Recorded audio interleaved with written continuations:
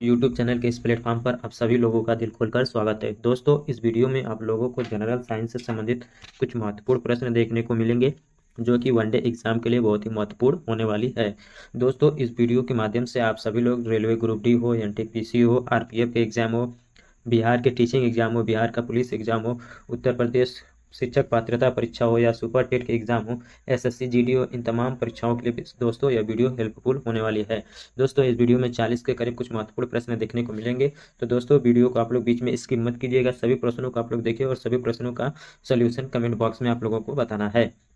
और लास्ट में ये भी बताना साथियों कि कितने टोटल आप लोगों ने इतने प्रश्नों में सही किया है।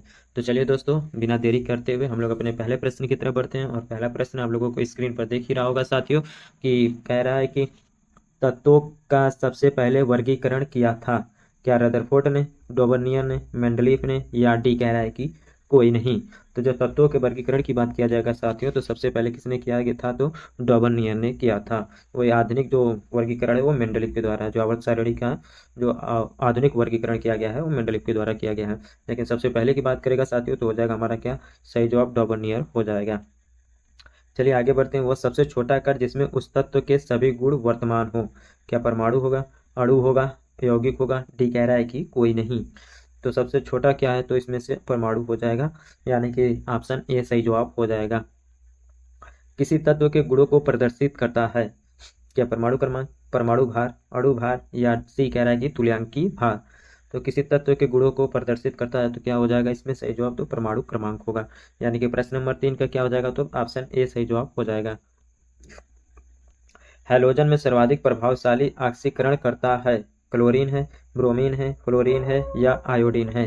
तो हैलोजन में सर्वाधिक प्रभावशाली ऑक्सीजन करता कौन है साथियों? तो वह है फ्लोरीन, यानी कि ऑप्शन सी सही जवाब हो जाएगा। स्वर्ण किस पदार्थ में घुल जाता है? हाइड्रोक्लोरिक अम्ल, जिससे कि HCl बोलते हैं, नाइट्रिक अम्ल, एक्वारेजिया, या एसिटिक अम्ल? तो साथियों बताइए कि स्वर्ण किस पदार्थ में घुल जाता है? तो हो जाएगा क्या हमारा? तो एक्वारेसिया हो जाएगा। क्या होगा साथियों? तो एक्वारेसिया इसका सही जवाब हो जाएगा।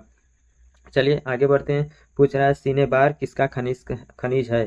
पारे का, एल्युमिनियम का, तांबे का, या सीसा का? तो सिनेबार किसका होगा साथियों? तो वो हो जाएगा हमारा ऑप्शन ए पारा। क्या होगा साथियों? तो पारा होगा। वही एल्युमिनियम की बात करेगा साथियों तो बॉक्साइट होगा। क्या हो जाएगा साथियों? तो बॉक्साइट हो जाएगा। चलिए आगे बढ़ते हैं हम लोग। पटाखों के फटने के बाद दिखाई देने वाला चमकीला रंग किसके कारण होता है? क्या सोडियम के कारण, गंधक के कारण, मैग्नीशियम के कारण, या स्ट्रोंशियम के कारण? तो किसके कारण चमकता है साथियों? तो स्ट्रांसियम इसका सही जवाब होगा। यानी कि प्रश्न नंबर 7 ऑप्शन डी सही जवाब हो जाएगा। किसके निष्कर्षण हेतु साइनाइड विधि प्रयुक्त होती है? चांदी, मैग्नीज, तांबा, या जस्ता? तो साइनाइड विधि किसके लिए प्रयुक्त है साथियों? तो चांदी के लिए हो जाएगा। तो हम कह सकते हैं कि प्रश्न नंबर 8 ऑप्शन ए सही जवाब होगा। नाइट्रोजन का विस्फोटक यौगिक है NCl3, N2O5, NH3, या NF3? तो जो विस्फोटक यौगिक है साथियों नाइट्रोजन का हो जाएगा क्या? तो NCl3 होगा। आगे बढ़ते हैं। हवा के वास्तविक जलवाष्प की मात्रा को कहते हैं? क्या ओस बिंदु कहते हैं, संघनन बिंदु कहते हैं, आपेक्षिक आर्द्रता कहते हैं, या परम आर्द्रता कहते हैं? तो जो हवा के वास्तविक जलवाष्प की मात्रा होती है साथियों वो होती है हमारा क्या? तो परम आर्द्रता होता है। यानी कि 10 नंबर का क्या हो जाएगा? तब ऑप्शन नंबर डी सही जवाब हो जाएगा। मानव निर्मित प्रथम रेशा है? क्या रेयान है, नायलॉन है, पॉलिस्टर है, या टेरिकॉट है? तो कौन सा होगा साथियों? तो नायलॉन इसका सही जवाब होगा। यानी कि 11 का ऑप्शन बी सही जवाब हो जाएगा। 150 डिग्री सेल्सियस तक गर्म होने पर यूरिया देता है? क्या नीला रंग देता है, एथाइल एमिन, CO2, या वायुरेट? तो क्या होगा साथियों? तो वायुरेट इसका सही जवाब हो जाएगा, ऑप्शन डी। रेडियोथेरेपी में उपयोग होने वाली नोबेल गैस है? हीलियम, आर्यन, आर्गन, जेनॉन? तो बताइए साथियों क्या होगा? रेडियोथेरेपी में कौन सा हो जाएगा? तो हमारा ऑप्शन बी से जवाब हो जाएगा, आर्यन। ठीक है साथियों, आगे बढ़ते हैं। नाभिकीय विखंडन को सर्वप्रथम प्रयोगात्मक तरीके से देखा था? क्या बैकुरल ने, स्ट्रासमन ने? जी हाँ, यानी कि ऑप्शन बी से जवाब हो जाएगा। इन्होंने प्रयोगात्मक रूप से नाभिकीय विखंडन को सबसे पहले देखा था। यानी कि 14 का तब क्या हो जाएगा? तब ऑप्शन बी से जवाब हो जाएगा। जस्ता निम्न मिश्र धातु में उपस्थित नहीं है? यहाँ पर नीचे कुछ 4 ऑप्शन दिए गए हैं साथियों जो कि मिश्र धातुओं से संबंधित है, और पूछ रहा है कि इसमें से ऐसा कौन सा है जो कि जस्ता से नहीं बना हुआ है? तो पीतल, जी हाँ पीतल क्या है? तो वो जस्ता के साथ बना है। गन में भी है, जर्मन सिल्वर में भी है, लेकिन एक ऑप्शन जो है कांसा दिया गया है, इसमें क्या है? तो जस्ता नहीं पाया जाता है। क्या है साथियों? तो कांसा में है जो है जस्ता नहीं पाया जाता है। चलिए आगे बढ़ते हैं। प्रश्न नंबर 16 कह रहा है कि निम्न में सर्वाधिक परिस्थिति अनुकूल ईंधन कौन है? कोयला है, पेट्रोल है, हाइड्रोजन है या डीजल है? तो इसका सही जवाब क्या होगा साथियों? तो हमारा ऑप्शन सी सही जवाब हो जाएगा, हाइड्रोजन। क्या होगा साथियों? तो हाइड्रोजन इसका सही जवाब होगा। तड़ित चालक निर्मित होते हैं तांबे से, लोहा से, इस्पात से या एल्यूमिना से? तो साथियों तड़ित चालक का जो निर्माण है वो तांबे का होता है। तांबे से तड़ित चालक का निर्माण किया जाता है। ये आकाशीय बिजलियों के बचने के लिए बड़े बड़े बिल्डिंगों पर लगाया जाता है। प्रकाश की गति न्यूनतम होगी जब वह गुजरेगी वायु से, जल से, कांच से या निर्वात से? तो जो वायु की गति हो निम्न कब होगा साथियों? जब वो कांच से होकर गुजरेगी। यानी कि प्रश्न नंबर 18 का क्या हो जाएगा? ऑप्शन सी सही जवाब हो जाएगा। रेडियम प्राप्त होता है गैलेना से, हेमेटाइट से, पिच ब्लेंड से या बॉक्साइट से? तो रेडियम प्राप्त होता है किससे? तो साथियों पिच ब्लेंड से। किससे साथियों? तो पिच ब्लेंड से प्राप्त होता है। वही बॉक्साइट की बात किया जाएगा तो यहाँ पर क्या हो जाएगा? तो एल्युमिनियम हो जाएगा। ठीक है साथियों। वही गैलेना किसका है? तो सीसा का, पीबी का। ठीक, चलिए आगे बढ़ते हैं। हेनरी किसका इकाई है? विद्युत धारिता की, चुंबकीय क्षेत्र की, प्रेरकत्व की या प्रतिरोध की? तो बताइए साथियों कि हेनरी किसका इकाई है? तो प्रेरकत्व इसका सही जवाब होगा। वही प्रतिरोध का क्या हो जाएगा? तो साथियों ओम होता है। क्या होता है साथियों? तो ओम होगा। चलिए आप लोगों को विद्युत धारा का कमेंट बॉक्स में बताना है। 1 जूल कितने कैलोरी के बराबर होता है? 2.4 कैलोरी, 24 कैलोरी, 0.024 या 0.24? तो 1 जूल कितने कैलोरी के बराबर होता है साथियों? तो 0.24 कैलोरी के बराबर होगा। पानी का अणुभार है 16 AMU, atomic mass unit. AMU का फुल फॉर्म क्या होता है साथियों? तो एटॉमिक मास यूनिट। क्या 18 AMU होगा, 1.8 AMU होगा या 1.6 AMU होगा? तो जो पानी का अणुभार होता है साथियों हो जाएगा हमारा ऑप्शन बी सही जवाब होगा। MKS पद्धति में बल की इकाई क्या है? डाइन है, न्यूटन है, फ्लक्स है या पाउंड है? तो जो बल का मात्रक है साथियों, बल का जो इकाई है वो होगा न्यूटन। शरीर में ऊतकों का निर्माण होता है कैल्शियम से, वसा से, विटामिन से या प्रोटीन से? तो जो ऊतकों का टूट फूट है साथियों उसका जो निर्माण है वो प्रोटीन के द्वारा किया जाता है। यानी कि क्या होगा तब? ऑप्शन डी वाला सही जवाब हो जाएगा। ठीक है साथियों, 24 का क्या करेंगे तब हम लोग? ऑप्शन नंबर डी को सही करेंगे। कांच है एक प्रकार का, क्या अतिशीतित द्रव है, पॉलीमर है, क्रिस्टल है या धातु है? तो कांच क्या है साथियों? तो वो अतिशीतित द्रव है। यानी कि प्रश्न नंबर 25 का ऑप्शन ए सही जवाब हो जाएगा। इंटीग्रेटेड सर्किट चिप पर किसकी परत होती है? इसे शॉर्टकट में आईसी भी बोलते हैं साथियों। क्या सिलिकॉन की बनी होती है या निकिल की या आयरन की या कॉपर की? तो सिलिकॉन की बनी होती है, जो कि क्या होती है? तो एक अधातु होता है। चुंबकीय डिस्क पर किस पदार्थ की परत होती है? आयरन ऑक्साइड की, फास्फोरस पेरोक्साइड, मैग्नीशियम ऑक्साइड या सोडियम पेरोक्साइड? तो क्या होगा सही जवाब? तो आयरन ऑक्साइड इसका सही जवाब होगा। पीयूष ग्रंथि स्थित होता है गर्दन में, सिर में, अग्नाशय में या उदर में? तो पीयूष ग्रंथि किस में होता है साथियों? तो सिर में होता है। इसी को क्या बोलते हैं? तो हम मास्टर ग्लैंड बोलते हैं। ठीक है दोस्तों, क्या? तो मास्टर ग्लैंड इसी को हम लोग बोलते हैं। विटामिन ई की कमी से कौन सा रोग होता है?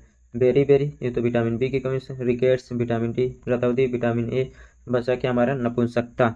यानी विटामिन ए की कमी से क्या होगा? तो नपुंसकता हो जाएगा। वही जल में घुलनशील कौन सा है? तो बीसी है। जल में घुलनशील विटामिन कौन है साथियों? तो बीसी है। आप लोगों ने पढ़ा भी होगा क्या कि WBC, जब सेल आप पढ़ेंगे या ब्लड पढ़ेंगे तब उसमें क्या आता है? WBC। डब्ल्यू से क्या हो जाएगा? वाटर, बी से क्या हो जाएगा? विटामिन बी, और सी से क्या हो जाएगा? तो विटामिन सी। ये सब क्या है? तो जल में घुलनशील है। किसमें साथियों? तो जल में घुलनशील है। और विटामिन बी का हमने नाम बताया, बेरी बेरी रोग होता है इसके कमी से, और सी की कमी से स्कर्वी, विटामिन ए की कमी से रतौंधी रोग, डी की कमी से रिकेट्स, ई की कमी से नपुंसकता होता है।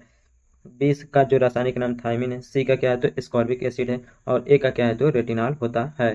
प्रति सेकंड एक रेडियन कितने RPM के बराबर होता है? इसका क्या होता है? तो रिवॉल्यूशन पर मिनट। क्या होता है साथियों? रिवॉल्यूशन पर मिनट होता है, जो कि 9.55 के बराबर होता है। कितना साथियों? तो 9.55 के बराबर होता है। चलिए आगे बढ़ते हैं। FIR में आई अक्षर का द्योतक है। तो FIR की बात किया जाएगा दोस्तों तो एफ से क्या होता है? तो फर्स्ट, आई से क्या होता है? तो इन्फॉर्मेशन, और आर से क्या होता है साथियों? तो रिपोर्ट होता है। क्या होता है साथियों? तो रिपोर्ट होता है। First information report. अगर एफ का पूछता तो फर्स्ट हो जाता, आई का पूछा है तो इन्फॉर्मेशन होगा, आर का पूछता तो रिपोर्ट हो जाता। ठीक है साथियों, तो FIR का आप लोगों को फार्मूला मतलब फुल फॉर्म याद कर लेना है। फर्स्ट इन्फॉर्मेशन रिपोर्ट इसका सही जवाब हो जाएगा। भारत का प्रथम परमाणु रिएक्टर किस नाम से जाना जाता है? ट्राम्बे के नाम से, अप्सरा के नाम से, अग्नि के नाम से या नाग के नाम से। तो जो भारत का प्रथम परमाणु रिएक्टर है साथियों वो है अप्सरा। कौन सा है साथियों? तो अप्सरा इसका सही जवाब होगा। प्रश्न नंबर 33 कह रहा है कि श्यानता की एसआई इकाई है। पोएस है, पास्कल है, पास्कल की बात किया जाएगा साथियों तो यह दाब का मात्रक है, पोएजली है या इंजुली है। तो बताइए साथियों कि श्यानता की एसआई इकाई क्या है? तो पोएस है। क्या है साथियों? तो पोएस इसका सही जवाब होगा। ठीक है, वही पास्कल के पूछेगा साथियों तो यह दाब का मात्रक है। इनमें से कौन अचुंबकीय पदार्थ है? ठीक है साथियों, कौन अचुंबकीय पदार्थ है? क्या लोहा? जी नहीं, लोहा क्या है? तो चुंबकीय पदार्थ है। निकिल भी चुंबकीय पदार्थ है, कोबाल्ट भी चुंबकीय पदार्थ है, लेकिन जो है ऑप्शन नंबर डी दिया गया है पीतल, जो कि एक लौह चुंबकीय पदार्थ नहीं है, इसे अचुंबकीय पदार्थ के अंतर्गत रखा जाता है। यानी कि प्रश्न नंबर 34 का क्या करेंगे? तब हम लोग ऑप्शन नंबर डी को सही जवाब करेंगे। विकास का प्रारंभिक बल है अनुकूलन, प्राकृतिक वरण, पूर्ति या उत्परिवर्तन। तो क्या है साथियों? तो प्राकृतिक वरण है। यानी कि 35 नंबर का क्या हो जाएगा? ऑप्शन बी सही जवाब होगा। इनमें से कौन सा कण परमाणु में नहीं होता है? परमाणु में क्या इलेक्ट्रॉन नहीं होता है, प्रोटॉन नहीं होता है, न्यूट्रॉन नहीं होता है या न्यूट्रिनो नहीं होता है? तो एक परमाणु में क्या होता है? तो इलेक्ट्रॉन, प्रोटॉन और न्यूट्रॉन तीनों की होती है, लेकिन जो न्यूट्रिनो है वह उसमें भाग नहीं लेता है। यानी कि 36 नंबर का क्या करेंगे? तब हम लोग ऑप्शन नंबर डी को सही करेंगे। यानी कि परमाणु में कौन शामिल नहीं होता है? तो न्यूट्रिनो शामिल नहीं होता है। डायनामो का सिद्धांत आधारित है एम्पियर के नियम पर, फैराडे के नियम पर, कूलाम के नियम पर या गॉस के नियम पर। तो जो डायनामो है साथियों वो फैराडे के नियम पर कार्य करता है। किसके साथियों? तो फैराडे के नियम पर काम करता है। वही पूछता है जो डायनामो है इसका उल्टा क्या होता है? साथियों प्रश्न पूछता है कि डायनामो का उल्टा क्या होता है? तो डायनामो का जो उल्टा है वो मोटर होता है। क्या होता है साथियों? मोटर होता है। डायनामो क्या करता है? तो यांत्रिक ऊर्जा को विद्युत ऊर्जा में बदलता है, जबकि मोटर क्या करता है? तो विद्युत ऊर्जा को यांत्रिक ऊर्जा में बदलता है। इसलिए डायनामो क्या है? तो मोटर का विपरीत माना जाता है। आइंस्टीन समीकरण ई बराबर एम सी स्क्वायर में सी क्या दर्शाता है? क्या ध्वनि के वेग को, प्रकाश के वेग को, एक व्यंजक घटक को या प्रकाश के तरंग दैर्ध्य को? तो जो सी है इसमें साथियों प्रकाश का वेग है यहाँ पर, और ये ई बराबर एम सी स्क्वायर क्या है? तो यहाँ पर आइंस्टीन का यह समीकरण है। चलिए 39, प्रथम बार मंगल ग्रह पर उतरने वाला अंतरिक्ष यान है रोहिणी, एडवेंचर, पाथफाइंडर, डी कह रहा है कि कोई नहीं। तो क्या हो जाएगा? तो पाथफाइंडर इसका सही जवाब होगा। एक पाउंड में कितना अंश होता है? 10 अंश, 12 अंश, 14, 16। तो कितना अंश होता है साथियों? तो 16 अंश इसका सही जवाब हो जाएगा। प्रश्न नंबर 40 का ऑप्शन डी सही जवाब होगा। 1 लीटर बराबर होता कितने गैलन के बराबर होता है? क्या 0.264 गैलन के बराबर होता है? यानी कि 41 का क्या हो जाएगा? तब हमारा ऑप्शन ए सही जवाब होगा। द्रवों की श्यानता को मापने वाला यंत्र है। क्या टेलेक्स्ट है, थर्मोस्टेट है, टेकोमीटर है या बिस्कोमीटर है? तो जो द्रवों की श्यानता है उसको मापने वाला कौन है साथियों? तो बिस्कोमीटर। यानी कि प्रश्न नंबर 42 का क्या करेंगे? तब हम लोग ऑप्शन नंबर डी को सही करेंगे। तो एक फर्मी बराबर होता है 10 एंगस्ट्रॉम के, 10 के पावर -5 एंगस्ट्रॉम, 10 के पावर 15 एंगस्ट्रॉम, 10 के पावर 4 एंगस्ट्रॉम। तो इसका क्या सही जवाब हो जाएगा साथियों? तो एक जो फर्मी होता है वो 10 के पावर -5 एंगस्ट्रॉम के बराबर होता है। वही अगर मीटर की बात पूछेगा साथियों तो 10 के पावर -15 मीटर हो जाएगा। क्या होगा साथियों? तो एक फर्मी बराबर कितना होता है? तो 10 के पावर -15 मीटर, या एंगस्ट्रॉम में पूछेगा तो 10 के पावर -5 एंगस्ट्रॉम होता है। परीक्षाओं में ज़्यादातर साथियों ये मीटर में ही पूछेगा, एंगस्ट्रॉम में बहुत कम ही पूछता है। तो हमें ये ज्ञात करना है साथियों कि 10 के पावर -15 मीटर क्या होता है? तो एक फर्मी के बराबर होता है। चलिए आगे बढ़ते हैं। हमारा अगला प्रश्न है, कह रहा है कि किसी वस्तु का अधिकतम भार होता है। क्या वायु में, जल में, हीलियम में या निर्वात में? तो बताइए साथियों कि किसी वस्तु का जो अधिकतम भार होगा वो कहाँ पर होगा?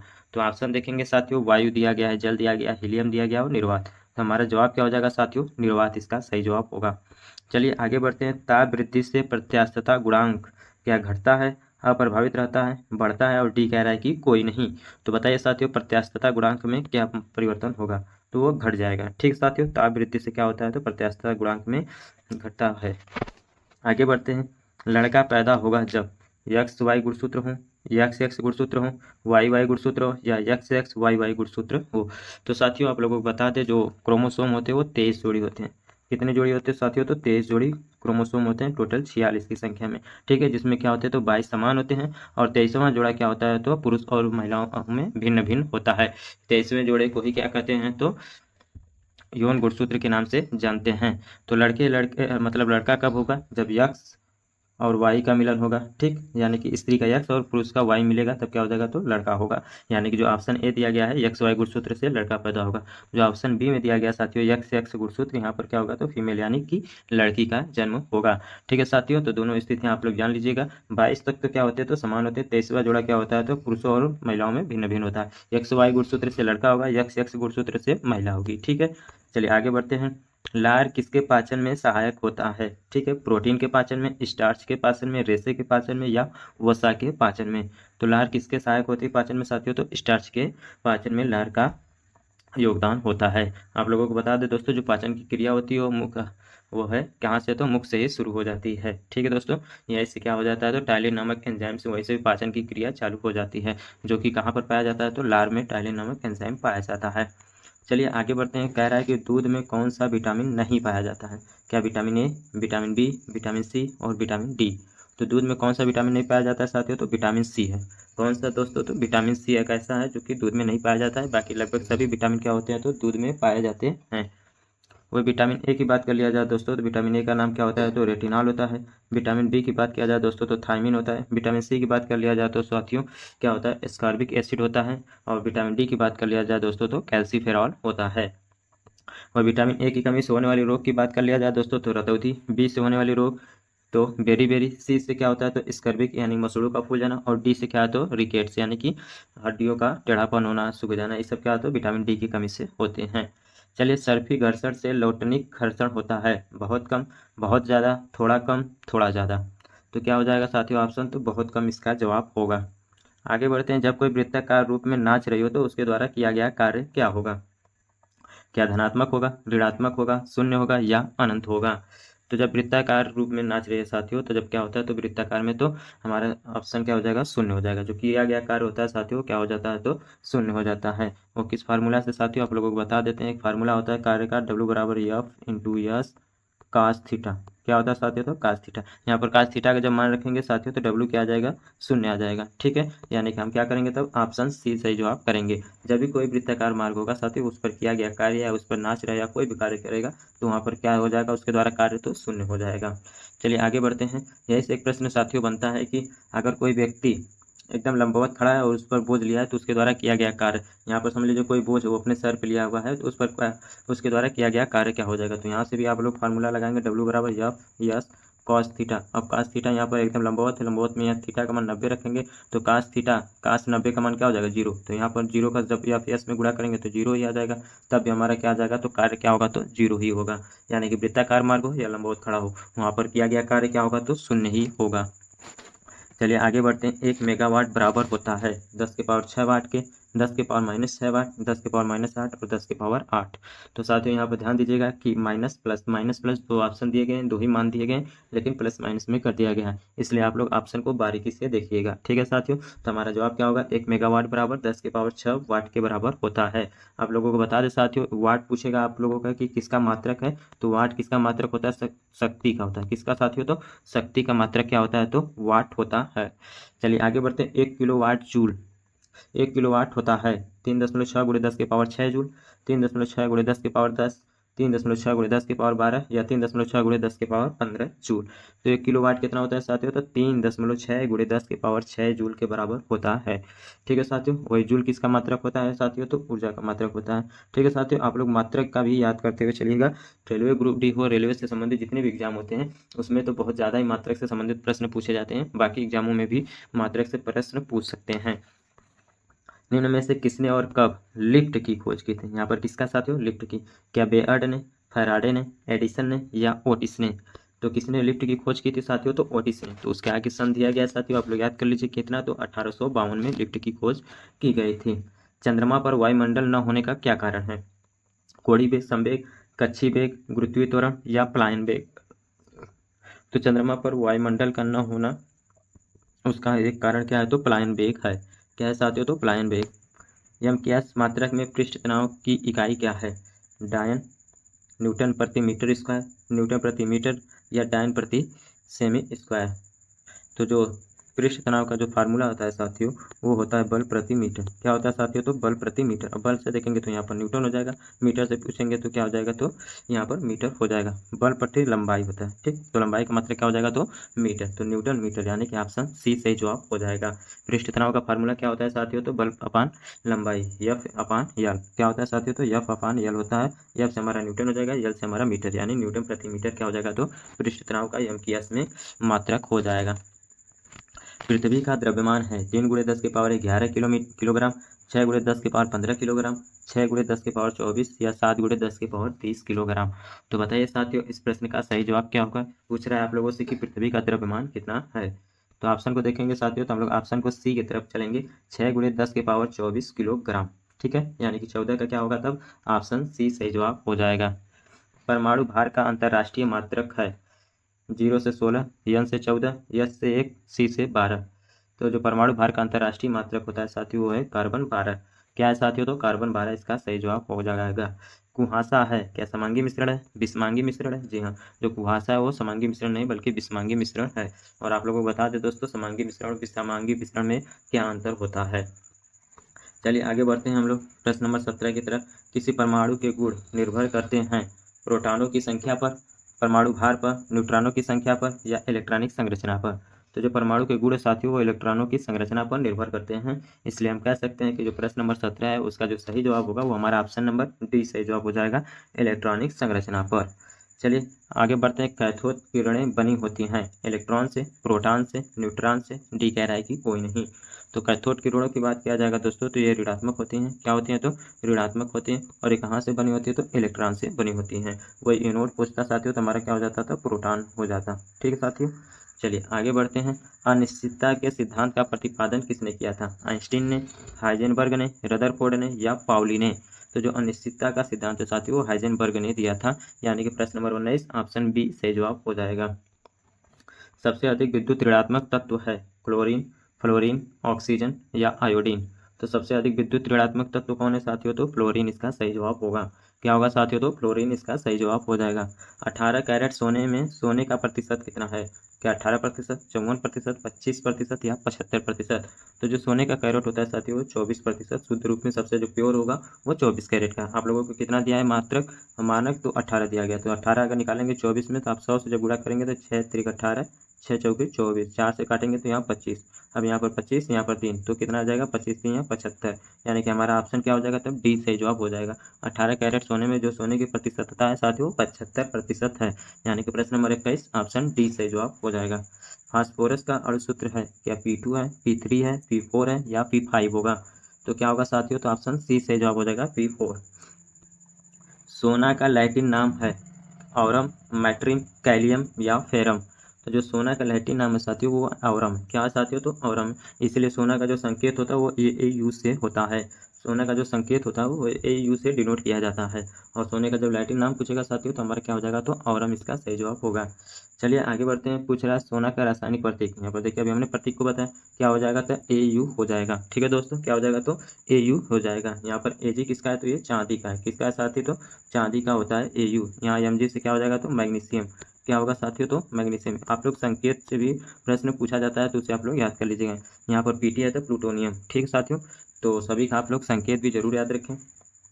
चलिए आगे बढ़ते हैं। प्रश्न नंबर हमारा 25 कह रहा है, बहुत ही इंपॉर्टेंट है, शुद्ध जल होता है क्या अम्लीय होता है, क्षारीय होता है, दोनों होता है या उदासीन होता है? तो जो शुद्ध जल होता है साथियों वो नहीं अम्लीय होता है नहीं क्षारीय होता है। तो क्या होगा? तो उदासीन हो जाएगा, यानी कि तब ऑप्शन डी सही जवाब हो जाएगा। जब उदासीन होगा तो आप सभी लोग जान सकते हैं साथियों, जब शुद्ध जल का पीएच मान आपसे पूछेगा तो आप लोग क्या बताएंगे? तो 7 बताएंगे। पीएच वैल्यू कितना बताएंगे साथियों? तो 7 बताएंगे। रासायनिक पदार्थों का सम्राट कहा जाता है। ठीक है दोस्तों, क्या नाइट्रिक अम्ल को, सल्फ्यूरिक अम्ल को, अम्लराज को या हाइड्रोक्लोरिक अम्ल को? तो जो सम्राट रासायनिक पदार्थों का कहा जाता है साथियों वो है सल्फ्यूरिक अम्ल। क्या है साथियों? तो सल्फ्यूरिक अम्ल, यानी कि ऑप्शन बी सही जवाब हो जाएगा 26 नंबर प्रश्न का। क्षारीय विलयन का पीएच होता है 7 होता है, 7 से कम, 7 से अधिक या निश्चित नहीं। तो साथियों जब पीएच मान की बात करेंगे तो जो 7 से कम होगा वो क्या होगा? तो हमारा अम्लीय होगा। क्या होगा साथियों? तो वो हमारा अम्लीय हो जाएगा। अब 7 जो होगा वो क्या होगा? तो उदासीन होगा। आप सभी लोग जानते हैं, जैसे अभी हमने बताया शुद्ध जल। अब 7 से अधिक क्या हो जाएगा? तो वो क्षारीय के अंतर्गत आ जाएगा। ठीक है दोस्तों, 7 से ज़्यादा क्या हो जाएगा, तो वो क्षारीय के अंतर्गत आ जाएगा। तो क्षारीय विलयन का पीएच मान क्या होगा, तो 7 से अधिक, यानी कि ऑप्शन सी सही जवाब हो जाएगा। चलिए आगे बढ़ते हैं। सिरके में पाया जाता है सल्फ्यूरिक अम्ल, एसिटिक अम्ल, फार्मिक अम्ल या नाइट्रिक अम्ल। तो सिरके में क्या पाया जाता है साथियों, तो हमारा ऑप्शन बी सही जवाब हो जाएगा, एसिटिक अम्ल। क्या होगा साथियों, तो एसिटिक अम्ल इसका सही जवाब हो जाएगा। वही चींटी के डंक में पूछेगा साथियों, तो क्या हो जाएगा, फार्मिक अम्ल। चींटी के जो डंक होता है, ठीक, चींटी का जो डंक होता है उसमें क्या पाया जाएगा, तो फार्मिक अम्ल। ये भी याद कर लीजिएगा। सेव में पूछेगा तो मैलिक एसिड पाया जाता है, ठीक है। नींबू में पूछता है कौन सा अम्ल पाया जाता है, इमली में कौन सा अम्ल पाया जाता है, इन सभी में कुछ अम्ल पाए जाते हैं, तो प्रश्नों में पूछता जाता है, ठीक है साथियों। तो आप लोग इसे भी याद रखेंगे। चलिए आगे बढ़ते हैं। एटीपी का निर्माण कहाँ होता है। एटीपी का तो सबसे पहली बात जब आ गया तो आप लोगों को फुल फॉर्म याद होना चाहिए, एडिनोसिन ट्राईफॉस्फेट। एक बार आप फिर से सुन लीजिए, क्या होगा एटीपी का फुल फॉर्म, एडिनोसिन ट्राईफॉस्फेट। अब पूछ रहा है कि इसका निर्माण कहाँ होता है, क्या कोशिका भित्ति में, साइटोप्लाज्म में, माइटोकॉन्ड्रिया में या लाइसोसोम में। तो एटीपी का जो निर्माण है साथियों वो माइटोकॉन्ड्रिया में होता है। कहाँ पर साथियों, तो माइटोकॉन्ड्रिया में होता है। वही लाइसोसोम को क्या बोलते हैं हम लोग साथियों, तो प्रोटीन की थैली बोलते हैं। क्या बोलते हैं साथियों, तो प्रोटीन की थैली के नाम से भी हम लाइसोसोम को जानते हैं। और वही अगर राइबोसोम होता तो तब क्या बोलते हैं, तो प्रोटीन की फैक्ट्री। और लाइसोसोम आत्महत्या की थैली, सॉरी प्रोटीन की नहीं, आत्महत्या की थैली बोलते हैं इसे। और वो राइबोसोम को प्रोटीन की फैक्ट्री बोलते हैं। कोशिका विभाजन की क्रिया आरंभ होती है क्या अर्गेस्टोप्लाज्म से, क्रीमेटिड से, या आगे बढ़ते हैं। कोशिका विभाजन पूछ रहा है, क्या स्पंडल से होगा या सेंट्रोसोम से होगा। जी हाँ, जो कोशिका विभाजन होता है वो सेंट्रोसोम से आरंभ होता है, इसलिए ऑप्शन डी सही जवाब हो जाएगा। यूरेसिल किस में पाया जाता है, क्या गुणसूत्र में, प्रोटीन में, डीएनए में या आरएनए में। तो यूरेसिल आरएनए में पाया जाता है साथियों, ठीक है। तो आप सभी लोग इसे ध्यान देंगे कि जो यूरेसिल हो आरएनए में पाया जाता है, न कि डीएनए में। एंजाइम किस में नहीं होता है, क्या शैवालों में नहीं होता है, वायरस में नहीं होता है, लाइकेन में नहीं होता है या बैक्टीरिया में नहीं होता है। तो एंजाइम किस में नहीं होता है साथियों, तो वायरस इसका सही जवाब होगा। टीएमबी शब्द का संबंध है जीवोत्पत्ति से, जैव विकास से, वायरस से या वायरस के प्रजनन से। तो आप लोगों को अभी जैसे एटीपी आया था तो आप लोगों को एटीपी का फुल फॉर्म जानना था और जानना जरूरी भी है। अब यहाँ पर टीएमबी आ गया तो इसका फुल फॉर्म भी जानेंगे सबसे पहले, तब ना आप प्रश्नों को समझेंगे कि क्या प्रश्न पूछ रहा है। यहाँ पर TMB tobacco mosaic virus, T से टोबैको, एम से मोज़ेक, वी से वायरस। तो इसका संबंध किससे साथ है, तो वायरस से है। इसका आप फुल फॉर्म भी जरूर याद रखेंगे। चलिए, शरीर में गुणसूत्रों की संख्या होती है 46, 44, 45, 23। अगर जोड़ी में पूछता है तो 23 जोड़ी हो जाता है साथियों, लेकिन संख्या पूछा है तो हमारा क्या हो जाएगा, तब ऑप्शन ए सही जवाब हो जाएगा 46। कभी कभी वो जोड़ी में भी पूछ लेता है, तब वहाँ पर आप 23 जोड़ी करेंगे, ठीक है। चलिए आगे बढ़ते हैं। वायरस की खोज किसने की, क्या एम्पिडोकल्स, हेक्सले, डी आई वाइनोस्की या हेल्डे। तो जो ऑप्शन सी है साथियों इवानोस्की, ये इसी ने वायरस की खोज की थी। चाय के लाल कीट का कारण क्या है, क्या जीवाणु है, फफूंद है, हरा शैवाल है या विषाणु है। तो जो लाल कीट का कारण है साथियों वो हरा शैवाल होगा। यानी कि प्रश्न नंबर 36 का क्या करेंगे, तब हम लोग ऑप्शन सी सही जवाब करेंगे, ठीक है साथियों। चलिए आगे बढ़ते हैं। विद्युत बल्ब में भरी जाती है नाइट्रोजन, ऑक्सीजन, कार्बन डाइऑक्साइड या हीलियम। तो साथियों जो विद्युत बल्ब होता है उसमें नाइट्रोजन और आर्गन गैस भरी जाती है। तो यहाँ पर ऑप्शन में आर्गन नहीं दिया गया है साथियों, एक आर्गन भी होता है, यहाँ पर आर्गन नहीं दिया गया है, सिर्फ नाइट्रोजन ऑप्शन में दिया गया है। इसलिए हम लोग क्या करेंगे, तो नाइट्रोजन ऑप्शन को सही जवाब करेंगे। इस प्रकार हम कह सकते हैं कि जो विद्युत बल्ब होता है उसमें नाइट्रोजन और आर्गन गैस मिला रहता है, ठीक है। अब इसके बाद प्रश्न आएगा जिसमें आर्गन ऑप्शन में आ जाएगा, तो अब मत घबराइएगा कि आपने केवल नाइट्रोजन बताया था, नहीं जी, आर्गन और नाइट्रोजन दोनों मिलकर लगे होते हैं विद्युत बल्ब में। चलिए प्रश्न नंबर 38 कह रहा है कि वनस्पति घी निम्न में किससे बनाया जाता है, हीलियम से, हाइड्रोजन से, ऑक्सीजन से या नाइट्रोजन से। तो जो वनस्पति घी है साथियों वो हाइड्रोजन से बनाया जाता है। तो 38 का क्या हो जाएगा, तब ऑप्शन बी सही जवाब हो जाएगा। ग्रीन हाउस प्रभाव में पृथ्वी के वातावरण का गर्म होना किसके कारण से होता है, क्या इंफ्रारेड किरण, अल्ट्रावायलेट रे, एक्सरे या कॉस्मिक तरंगे। तो जो पृथ्वी के वातावरण के गर्म होने का जो कारण है साथियों वो हमारा क्या है, अल्ट्रावायलेट किरण, ठीक है साथियों, पराबैंगनी किरण। यानी कि 29 का क्या करेंगे, तब ऑप्शन बी से जवाब करेंगे। प्रश्न नंबर 40 कह रहा है कि सोडा वाटर बनाने के लिए कौन सी गैस का प्रयोग किया जाता है, NO का, CO का, CO2 का या SO2 का। तो जो सोडा वाटर में प्रयोग किया जाता है साथियों कार्बन डाइऑक्साइड का प्रयोग किया जाता है। तब यानी कि 40 का क्या होगा, तब ऑप्शन सी सही जवाब करेंगे। प्रश्न नंबर 41 कह रहा है साथियों कि क्लोरोफार्म बनाने के लिए निम्नलिखित में से क्या उपयोग में लिया जाता है, क्या इथेनॉल को लिया जाता है, एथीन को लिया जाता है, मीथेन को लिया जाता है या एसिटिलीन को लिया जाता है। तो कच्चे फलों को जो आमों को पकाने के लिए किसका प्रयोग किया जाता है साथियों, तो एसिटिलीन का प्रयोग किया जाता है। और यहाँ पर प्रश्न पूछ रहा है कि क्लोरोफॉर्म बनाने के लिए किसका प्रयोग किया जाता है साथियों, तो मीथेन का। प्रश्न नंबर 41 का क्या हो जाएगा, तो ऑप्शन बी सही जवाब हो जाएगा। एसिटिलीन क्या देखेंगे तो आप लोग जो कच्चे आमों को पकाने में जिसका प्रयोग किया जाता है वो क्या होता है, तो एसिटिलीन होता है। प्रश्न नंबर 42 कह रहा है कि सभी अम्लों में सबसे अधिक समान तत्व कौन सा है, क्या हाइड्रोजन है, क्लोरीन, ऑक्सीजन या गंधक। तो ऑप्शन देखेंगे साथियों तो इसमें हम लोग क्या करेंगे, तो ऑप्शन नंबर ए सही जवाब करेंगे, हाइड्रोजन। क्या साथियों, तो हाइड्रोजन इसका सही जवाब होगा। चलिए प्रश्न नंबर 43 कह रहा है कि पानी की अस्थायी कठोरता को किसका प्रयोग करके दूर किया जा सकता है, क्या calcium hydroxide, CaCO3 calcium carbonate या Cl हाइड्रोक्लोराइड अम्ल या CaCl2। तो इसमें क्या होगा साथियों, तो कैल्शियम हाइड्रोक्साइड। क्या हो जाएगा साथियों, तो कैल्शियम हाइड्रोक्साइड। तो दोस्तों मानव शरीर की बृहत्तम कोशिका है, क्या स्नायु कोशिका है, मांसपेशी कोशिका है, यकृत कोशिका है या वृक्क कोशिका है। तो सबसे बृहत्तम कोशिका यानी कि सबसे लंबी कोशिका कौन है साथियों, तो स्नायु कोशिका बोला जाता है। सबसे लंबी कोशिका किसे बोली जाती है साथियों, तो स्नायु कोशिका को बोला जाता है। चलिए आगे बढ़ते हैं हम लोग। प्रश्न नंबर दूसरा कह रहा है कि वैद्युत अपघटन में कौन सा नियम लागू होता है, क्या कूलॉम्ब का नियम होता है, ओम का नियम होता है, न्यूटन का नियम या फैराडे का नियम। तो आप अगर ऑप्शन के हिसाब से भी अगर एलिमिनेशन करेंगे साथियों तो यहाँ पर जो अविद्युत अपघटन का जो नियम लागू होता है वो फैराडे के नियम पर लागू होता है। हमारा क्या हो जाएगा, तो प्रश्न नंबर 2 का ऑप्शन डी सही जवाब हो जाएगा। चलिए आगे बढ़ते हैं। इलेक्ट्रॉन वोल्ट इकाई है आवेश का, करंट का, ऊर्जा का या पावर का। तो इलेक्ट्रॉन वोल्ट इकाई की बात किया जाएगा साथियों तो ये ऊर्जा का है। किसका साथियों, ये ऊर्जा का इलेक्ट्रॉन वोल्ट है। वही ऊर्जा की बात किया जाएगा दोस्तों तो एक दूसरा मात्रक भी जूल होता है इसका। क्या होता है साथियों, जूल।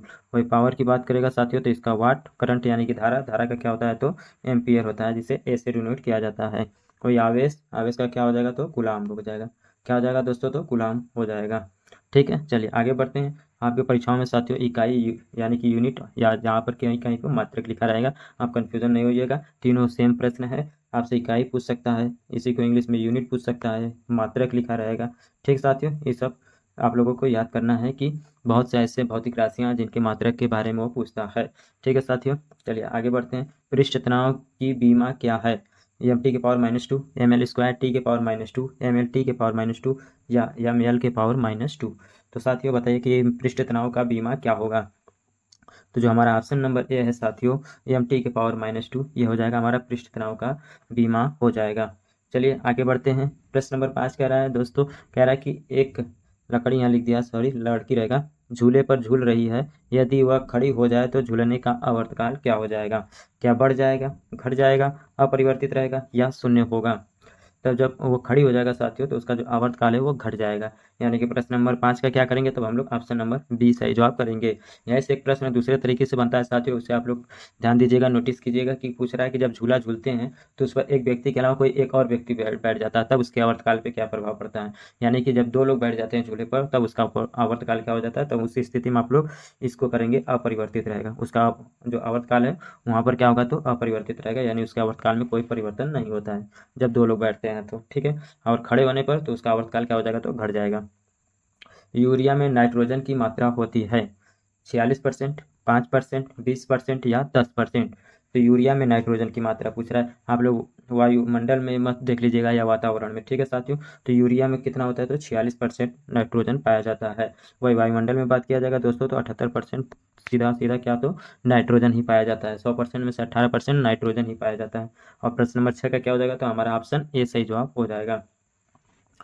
कुत्तों में गुणसूत्रों की संख्या होती है 46, 70, 78 या 38। साथियों ये रेलवे के संबंधित प्रश्न है जिसमें ज़्यादातर क्या है, तो गुणसूत्रों की संख्या को पूछता रहता है। ठीक है साथियों, तो कुत्ते में कितना गुणसूत्र होते हैं साथियों, तो 78 होते हैं। वही मनुष्यों की बात किया जाएगा दोस्तों तो कितने होते हैं, तो 46 होते हैं, 23 जोड़ा जिससे 46 हो जाएगा गुणसूत्र। ठीक है आगे बढ़ते हैं। पारे का प्रतिरोध शून्य होता है 8 केल्विन, 10 केल्विन पर, 4 केल्विन पर या 0 केल्विन पर। तो पारे का जो प्रतिरोध है वो शून्य किस केल्विन पर होगा साथियों, तो हो जाएगा 4 के। ठीक है साथियों, तो हमारा प्रश्न नंबर 8 ऑप्शन सी सही जवाब होगा। मेथनॉल को कहते हैं रर्बिक alcohol, grain alcohol, wood alcohol या डिनेचर्ड एल्कोहल। तो जो मेथनॉल होता है साथियों जिसे कच्चा शराब के नाम से हम लोग जानते हैं, इसे वुड एल्कोहल के नाम से भी जानते हैं। उसे क्या बोलते हैं साथियों, तो वुड एल्कोहल बोलते हैं। और जो पीने योग्य होता है साथियों उसे मेथनॉल कहा जाता है। जो सॉरी एथेनॉल बोलते हैं। जो पीने योग्य होता है शराब उसे एथेनॉल बोला जाता है, और जो मेथेनॉल होता है साथियों ये आप लोगों के स्वास्थ्य के लिए हानिकारक होता है। साधारण लोलक के समय को दोगुना करने के लिए धागे की लंबाई कितना होनी चाहिए? क्या आधी होनी चाहिए, दोगुनी होनी चाहिए, 4 गुनी होनी चाहिए या 6 गुनी होनी चाहिए? तो लोलक के समय को दोगुना करने के लिए धागे की लंबाई कितनी होनी चाहिए साथियों? तो 4 गुनी होनी चाहिए। यानी कि प्रश्न नंबर 10 का क्या हो जाएगा तब? ऑप्शन सी सही जवाब हो जाएगा। प्रत्येक 1 डिग्री सेल्सियस ताप बढ़ाने पर वायु में ध्वनि का वेग बढ़ता है 0.6 मीटर प्रति सेकंड, 0.3 मीटर प्रति सेकंड, 0.5 मीटर प्रति सेकंड या 1 मीटर प्रति सेकंड। तो साथियों यहाँ का जो ध्वनि का वेग होता है साथियों वो सर्वाधिक तो सबसे पहले ठोस में होता है, और अगर 1 सेल्सियस ताप बढ़ाएंगे तो ध्वनि के वेग में क्या परिवर्तन आएगा साथियों? तो उसके जो ध्वनि का वेग है वो 0.6 मीटर प्रति सेकंड पहले से ज़्यादा हो जाएगा। यानी कि प्रश्न नंबर 11 का क्या करेंगे तो हम लोग ऑप्शन नंबर ए को सही जवाब करेंगे। यानी कि 1 डिग्री सेल्सियस जो ही तापमान में वृद्धि होगी साथियों तो ध्वनि के वेग में क्या हो जाएगा? तो 0.6 मीटर प्रति सेकंड की वृद्धि हो जाएगी। यही पर एक पूछता है दोस्तों जो जियोग्राफी से संबंधित है कि ये 32 मीटर नीचे जाने पर पृथ्वी की गहराई में वहाँ पर क्या होता है? तो 1 डिग्री सेल्सियस तापमान में वृद्धि हो जाता है। कितना? तो 32 मीटर गहराई के अंदर जाने पर। तो ये जियोग्राफी से था, इसे आप लोगों को बहुत ज़्यादा नहीं इस वीडियो में ध्यान देना है। इस प्रश्न को आप लोग ध्यान दीजिएगा जरूर कि यहाँ पर क्या हो जाएगा? तो 0.6 मीटर प्रति सेकेंड होगा। मानक दाब है पारे का 760 सेंटीमीटर, पारे का 760 मिमी, वायुमंडलीय दाब डी कह रहा है कि कोई नहीं। तो जो मानक दाब है साथियों वो हमारा क्या हो जाएगा? तो ऑप्शन बी सही जवाब हो जाएगा। पारे का जो 760 मिलीमीटर है वही क्या है? तो मानक दाब कहा जाता है। जब प्रकाश वायु से कांच में जाता है तो तरंग दैर्ध्य बढ़ती है, तरंग दैर्ध्य घटती है, आवृत्ति बढ़ती है, डी कह रहा है कि कोई नहीं। तो जब प्रकाश वायु से कांच में जाएगा तो तरंग दैर्ध्य क्या हो जाएगी? तो घट जाएगी।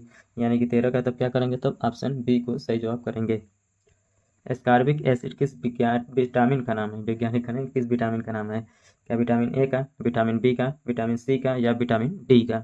तो एस्कॉर्बिक एसिड यहाँ पर पूछ रहा है साथियों, आप लोगों को बताना कि एस्कॉर्बिक एसिड किसका नाम है? तो वो है विटामिन सी का रासायनिक नाम है। किसका साथियों? तो विटामिन सी का जो है रासायनिक नाम क्या है? तो एस्कॉर्बिक एसिड है। और विटामिन ए की बात करेगा साथियों, पूछेगा तो रेटिनाल आप लोगों को बताना है। क्या बताना है? तो रेटिनाल बताना है। विटामिन बी का क्या बताएंगे? तो थायमिन बताएंगे। क्या बताएंगे साथियों? तो थायमिन बताएंगे।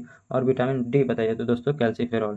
क्या हो जाएगा? तो कैल्सीफेरॉल विटामिन डी को बोला जाता है। यानी कि vitamin A B C D E, A B C D E के इन सब का क्या है? तो आप लोगों को रासायनिक नाम जरूर याद कर लेना है साथियों। प्रश्नों में पूछा जाता है बार बार कि कौन से विटामिन का रासायनिक नाम क्या है। चलिए आगे बढ़ते हैं हम लोग। प्रश्न नंबर 15 कह रहा है कि ध्वनि किस रूप में यात्रा करती है? अनुप्रस्थ तरंग के रूप में, अनुदैर्ध्य तरंग के रूप में, स्थिर तरंगों के रूप में, और डी कह रहा है कि कोई नहीं।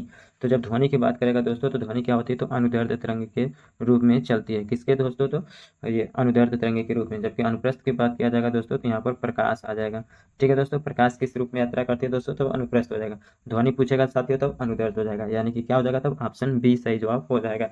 ठीक है, दोनों याद कर लीजिएगा साथियों, यहाँ पर प्रकाश और ध्वनि दोनों की परीक्षाओं में पूछा जाता है। चलिए प्रश्न नंबर 16 कह रहा है कि सोनार मुख्यतः उपयोग किया जाता है डॉक्टरों के द्वारा, इंजीनियरों के द्वारा, अंतरिक्ष यात्रियों के द्वारा या समुद्री यात्रियों के द्वारा। तो किसके द्वारा यूज किया जाता है साथियों? तो समुद्री यात्रियों के द्वारा इसका यूज किया जाता है। साथियों आप लोगों को यहाँ पर कमेंट बॉक्स में यह बताना है कि सोनार का फुल फॉर्म क्या होगा। ठीक है दोस्तों, सोनार का फुल फॉर्म क्या होगा कमेंट बॉक्स में आप लोगों को बताना है। चलिए आगे बढ़ते हैं। प्रश्न नंबर 17 कि सूर्य में नाभिकीय ईंधन है? हीलियम है, यूरेनियम है, हाइड्रोजन है या अल्फा कण है? तो सूर्य में जो नाभिकीय ईंधन है साथियों वो हाइड्रोजन होता है। क्या होता है साथियों? तो हाइड्रोजन होता है। और ब्रह्मांड में सबसे ज्यादा पाया जाने वाला तत्व कौन सा है साथियों? तो वो हाइड्रोजन ही है।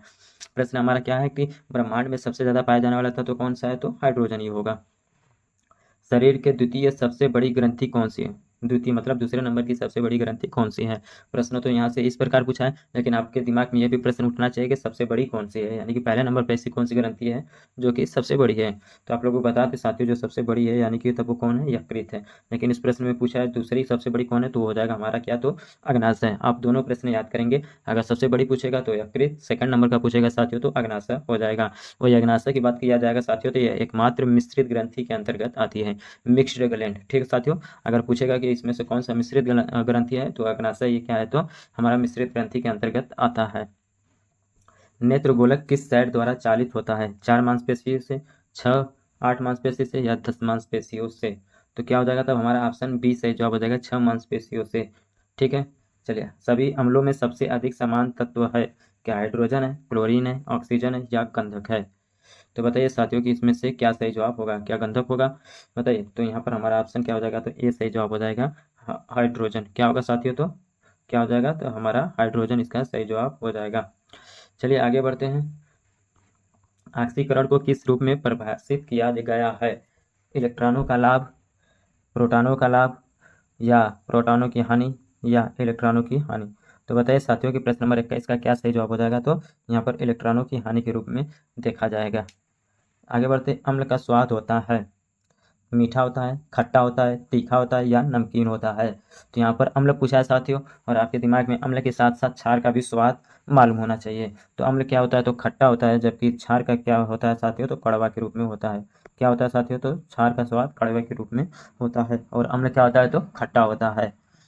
चलिए आगे बढ़ते हैं। प्रकाश वर्ष इकाई है किसकी? दूरी की, तीव्रता का, समय का या वेग का? तो प्रकाश वर्ष किसका मात्रक है साथियों, तो वो है दूरी का। ठीक है दोस्तों, किसका है, तो दूरी का है।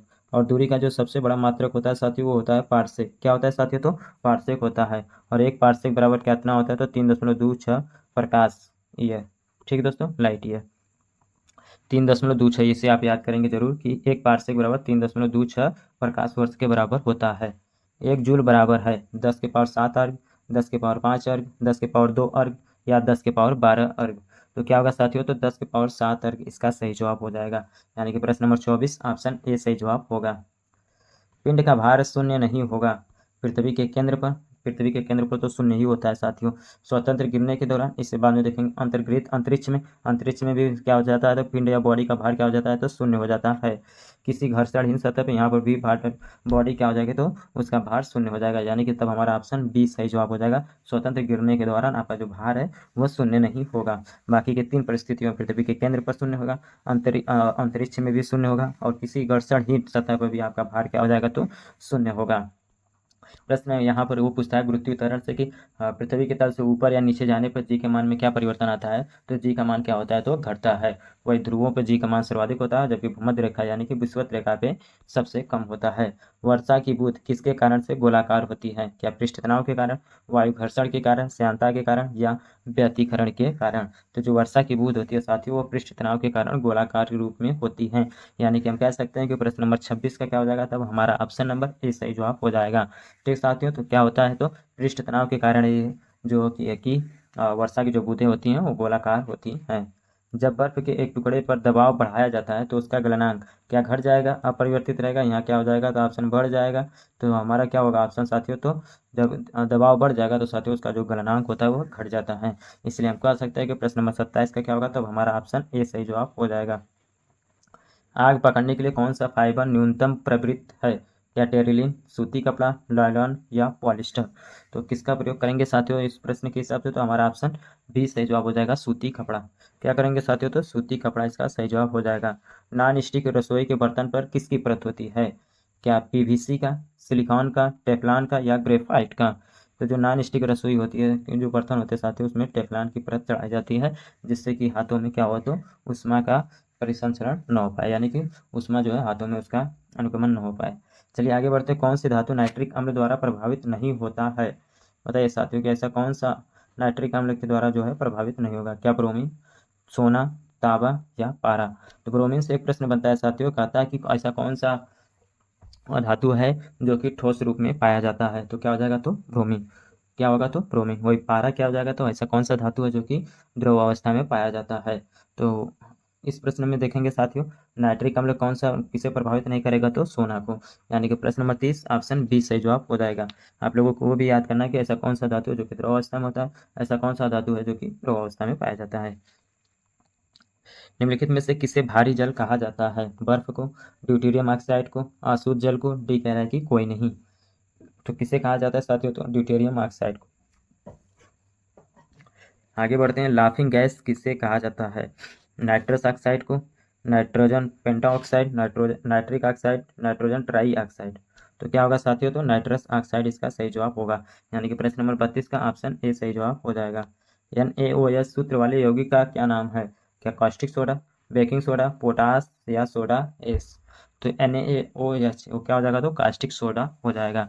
बेकिंग सोडा जिसे खाने वाला सोडा कहते हैं दोस्तों, उसका फार्मूला क्या होगा, तो NaSCO3, NaHCO3, ठीक है, सोडियम बाई कार्बोनेट, पोटास जिसे फिटकरी Al2SO4 का थोड़ा।